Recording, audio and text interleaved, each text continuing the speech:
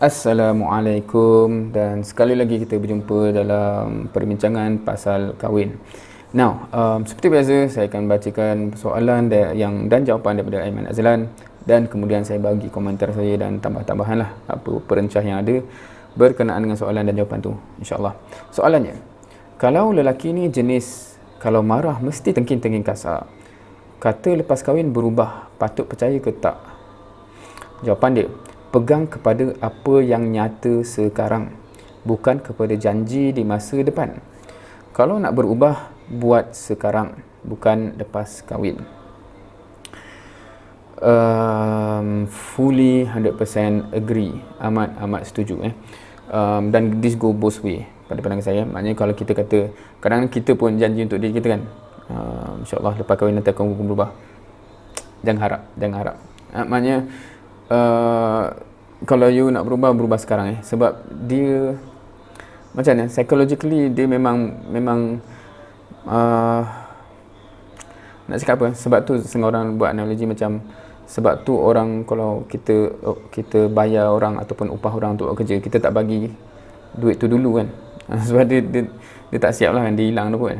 So manusia begitu maksudnya once dia dah dapat apa yang nak dapat, buat apa lagi dia nak letak effort tu kan. Maknanya dalam konteks ni dah kahwin dah pun, berubah tak berubah apa masalah, dah kahwin kan. So kalau apa-apa nak berubah, make sure berubah beforehand. So yes, kalau ada orang tu memang ada, kita observe satu benda yang zahir yang memang problematic, dan dia kata insyaAllah nanti lepas kahwin dia berubah, if you are serious, ni bincang secara matang kalau saya cadang bincang secara matang. Dan because bila cakap pasal kahwin, sepatutnya komunikasi itu profesional dan secara matang Bila dia bukan demand dan semuanya, maknanya awak ni demand, bukan sebab masa depan aku ni kan, aku cakap pasal masa depan aku, dan kalau maknanya kita tak sangka buruk, kita sangka baik, dia nak juga perkahwinan yang terbaik. Dan untuk perkahwinan yang terbaik, awak pun faham kan, sepatutnya perangai tu, sifat tu ataupun perbuatan tu sepatutnya tak ada dalam perkahwinan kita. So berubahlah sekarang kan? Tak ada masalah kalau dah berubah, apa masalah dia kan. So dia bukan attack, bukan maknanya, so kita boleh sepatutnya dua-dua pihak mampu berkomunikasi secara matang, begitu. Dan saya suggest perbincangan tu directly, openly, secara matang, begitu kalau kita gamble, insyaAllah dia berubah kot lepas tu, chances are ataupun probability-nya secara manusiawinya, awak akan menanggung lah lepas tu kan. So kita tak nak begitu kita tak nak begitu. Itu satu. Mungkin saya extend ini untuk kita juga kan? Sebab ada je benda yang saya sendiri kata macam insyaAllah lepas kahwin tak jadi-jadilah lepas tu, dan yang kesiannya pasangan so kita nak juga yang terbaik untuk pasangan. So hopefully kita, kalau saya cakap kepada yang lelaki di luar sana, kita nak jadi suami yang baik, orang kata imam yang baik kepada keluarga dan sebagainya. Binalah karakter tu, kualiti tu sebelum InsyaAllah lepas kahwin aku akan buat. Saya tak kata impossible, tetapi generally speaking once kita dah kahwin dah pun kan, maknanya awak dah jadi isteri saya dah pun kan, terima je seadanya kan, terimalah seadanya. Dia jadi gitu. So kita nak sebelum kahwin tu seadanya kita tu yang dah lebih baik, dah boleh jadi suami yang baik kan. Janganlah seadanya kita tu menzalimi orang so tak nak, so dia kena berubah sebelum, dan pasangan kita pun begitu. Dan kalau dua-dua matang, dua-dua pun jelas kita ni nak bina satu benda untuk kebaikan bersama dan anak-anak kita kan, should be begitu Wallahu alam. So patut percaya ke tak tu, of course jawapan ni bagi dia bukan jawab jangan percaya kan, tapi maksudnya nak katanya we hold on to apa yang kita boleh tengok sekarang kan. So bukan based on, kita tak kata niat dia tak ada, dia kelentong dia pun tak.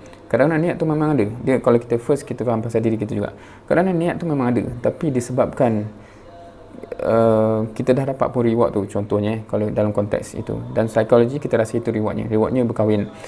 So adakah kita perlu buat effort sekarang, ataupun tak apalah nanti lepas tu aku buat effort tu. Tapi once dah dapat benda tu, nak effort apa benda kan. Tapi bukan nak kata niat tu tak ada, tapi dia dah jadi benda yang macam pushing factor tu dah hilang kan. So sepatutnya now, sebelum settlekan, usahakan kan. So bila untuk diri kita begitu pun sama juga, kita tak sangka buruk dia saja kelentong apa semua, tetapi buktikan keseriusan itu sahaja kan. Saya akan buat benda yang sama, awak akan buat benda yang sama. Kalau after certain time kan, bulan macam tak ada perubahan, adakah itu red flag? Itu anda sendiri kena determine lah. Saya tak boleh nak cakap bagi orang lain kan. Dan kalau nak tambah history saya sendiri, ada benda yang bila saya bertunang dengan isteri saya dulu, tiba-tiba, bolehkah kata tiba-tiba, maknanya dalam sesi pertengahan tu, maknanya ayahnya bawa keluar kertas, rupanya anaknya, yakni bakal isteri saya masa tu, dah buat list tugasan yang perlu disettlekan sebelum kahwin. Hafal surah ni, baca Riyadhus Shalihin dan sebagainya, habiskan, khatamkan. Which is interesting ni tak tahu, ni bukan nak suggest kepada orang dan sebagainya, tapi itu pengalaman saya lah. Maksudnya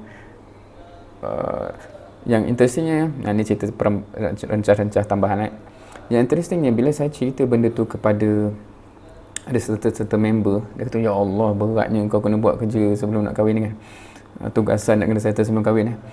Tapi bila benda tu berlaku, sebab adik-adik perempuan saya adalah kat situ kan, kita family kan, majlis ni. Bila balik tu kita, apalah dia bagi syarat senang-senang sangat kat Abang Long ni kan, bagilah susah-susah sikit, takkanlah hafal surah tu je, bagilah hafal surah panjang. Sebab tu kan interesting maksudnya benchmark orang tu berbeza orang yang biasa dengan certain level tu, dia akan kata benda tu alah senangnya kan, tapi bila saya sembang orang yang level lain, dia kata ya Allah susahnya. So wallahu alam kan, sama-samalah kita bina diri kita untuk kebaikan bersama, untuk kebaikan kita, untuk kebaikan pasangan, dan hopefully dia juga orang yang begitu serius membina diri dia untuk kebaikan kita bersama, dan insya-Allah sama-sama bahagia dunia dan akhirat. Wallahu alam, sampai di situ dulu untuk kali ini. Jumpa lagi di masa akan datang pasal kahwin.